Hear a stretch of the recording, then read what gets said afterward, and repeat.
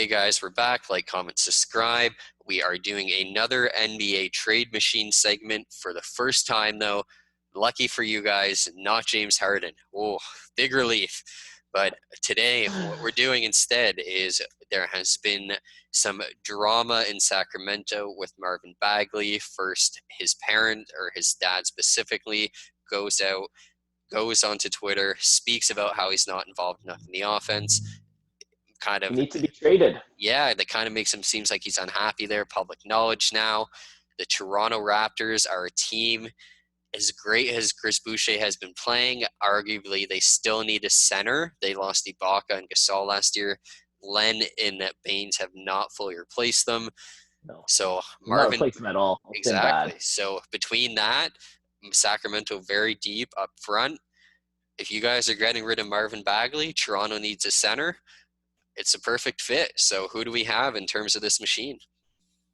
Okay, so this one gets interesting because you're looking at production-wise, points-wise. It's going to be weird. So from Toronto, we have Norman Powell going over to Sacramento. We have Stanley Johnson going over to Sacramento. A top 15 protected first-round pick for this year, and an unprotected first-round pick in 2023. And people in Toronto are probably going to be like, what the hell? Why would you do that? Why would you get rid of a guy who averaged 16 points per game last year for a guy who played in, 13 games last year? Didn't even start every game for his team? The reality of the situation is Bagley has very, very high potential. And we have a very high need for a center right now. Sacramento could use a player like Powell. But the biggest factor of the value here is that Powell has a player option next year. Bagley has a team option next year. Like we're gonna keep Bagley for $8-9 million next year. Be able to still add somebody in the offseason if Lowry does leave. We're still very flexible, and we can grow into the future with a core lineup of Bagley, Siakam, OG, Fred VanVleet, and whoever else that you want to put along with them. Having to plug in one hole for the next 5 to 10 years isn't that hard. I think it's a good move for him.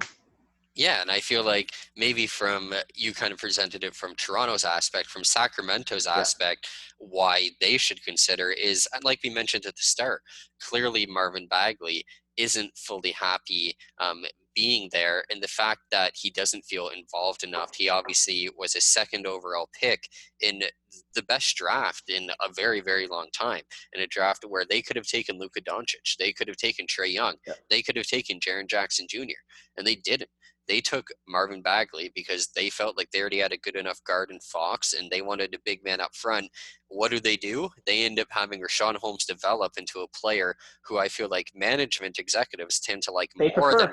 than and then they sign Hassan Whiteside, who they're not even playing for whatever reason, and then Marvin Bagley isn't getting what he wants. Jabari Parker hasn't even stepped in yet, and this is a guy who before he went to Sacramento last year averaged 15-7 or 15-6 per game.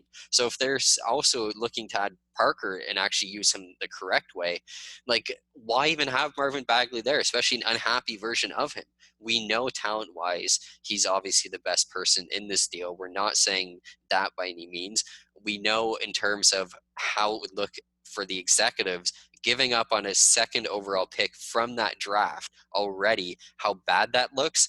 But I mean, you guys have given up on Thomas Robinson, Ben McLemore, Willie Cauley-Stein. The list just goes on in terms of first-round picks and the top 10 picks that you guys give up on within the first 3 to 5 years.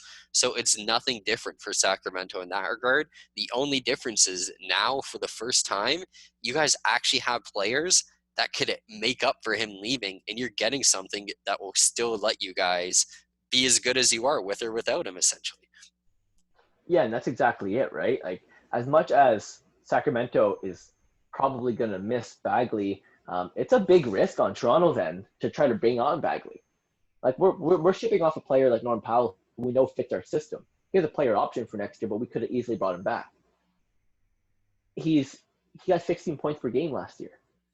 He was probably the best, one of the best six men in the league. He might not have won Sixth Man of the Year award, but he was in the conversation for it. He had a great game tonight. Hell, he outplayed Marvin Bagley tonight. It's a big risk to bring in Bagley to Toronto, but I think that a coaching staff like Toronto could unleash something in Bagley that Sacramento just hasn't been able to. They're not even playing him at his right position. I know that he came into the league as a potential power forward. Yeah, well, big power forwards his size have transitioned more into centers in this league. He has weight and size over something like Boucher, which is why I think he'd be a little more reliable as a long-term piece. He's much younger than Chris Boucher as well. He had the potential to be better than Luka Doncic as little as 3 years ago. This Toronto team, it's a big risk bringing him on, but the risk versus reward, they could be laughing at us in a couple of years if they do this trade and he ends up tanking, or we could look like the smartest team in the league. Yeah, and it's just, again, it's exactly what the Raptors need. They do not have a very good offensive back to the basket player.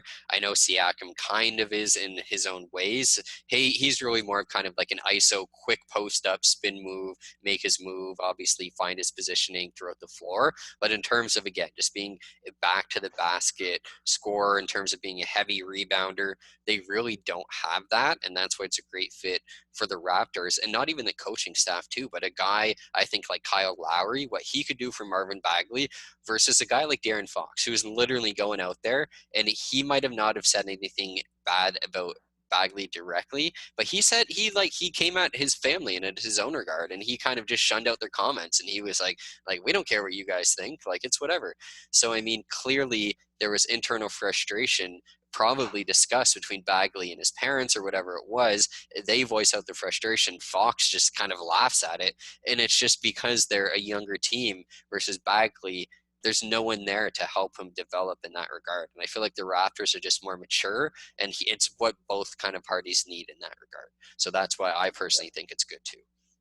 And for Sacramento, don't whiff out. Like Norman Powell's a great player. And if you have to bring him back this year, if you get him this year, there's a very high chance that you can re-sign him in the off season, or that he kind of sticks around for that still 11, 12 million. Because if he shows that he can have another 16 point per game year compared to what he's doing right now, then he's probably gonna get paid a lot more anyways. So he might want to hold out another year. You don't know. Yeah, and this isn't even mentioning Johnson either, who we know he might not be the most valuable asset, but he was still the first or the 8th overall pick from 2015. He's a guy who is as much as he may have his offensive woes, he's a great defensive player. And ultimately, the fact that the issue with Bagley is he's not getting enough offensive touches, and you have a guy who could play somewhat the power forward position in Johnson, and you could replace Bagley for at least 10 minutes per game defensively. I mean, the Kings are still going to be fine on the offensive end, so you at least get something in terms of that exact position. Plus, you get someone who they don't have a good, I guess, They don't really have a 6-man. I guess maybe. Maybe you could argue a couple guys there are, but in terms of a guard, a wing guy being that true bench guy, they don't have one. So Powell would be perfect in that regard, and he could also play small forward if they need to for nights that maybe Barnes isn't there, and they're playing small ball as well. A great security blanket during COVID. Yeah. Like you have Buddy Hield, who last year was getting frustrated with the team at times, had his moments out. You have Harrison Barnes there as well. Powell can step up and play both those minutes. Outside of Fox and Halliburton, who are both clear point guards, they don't really have a very high-end shooting guard piece that's not starting in their lineup, or small forward, any kind of backup for those two positions. And there's a lot of minutes to be had there. So I think Powell would actually be very, very successful on that team. Toronto would miss him, but we're a very guard-heavy team already that we can make up for it. With players like Terrence Davis, who showed up today. He's a very good player. We have a couple other guys that can make up for it. McCall will come back, take what Johnson's been doing the last couple of games. But this could hurt us in the long run because those 2 first-round picks are still very valuable. We don't know where this team's going. In my mind, though, I'm not worried because I think that if Bagley can even become the player he was in his rookie year, and you put him alongside a developing OG Fred VanVleet, who's had 4 games of 25 in a row right now, and Pascal, who's still a very good player. I think that's a successful team. So I think that's going to be a late pick anyways. So, But Sacramento, if you're not going to utilize them, just hand them over. We'll take them. It's all good.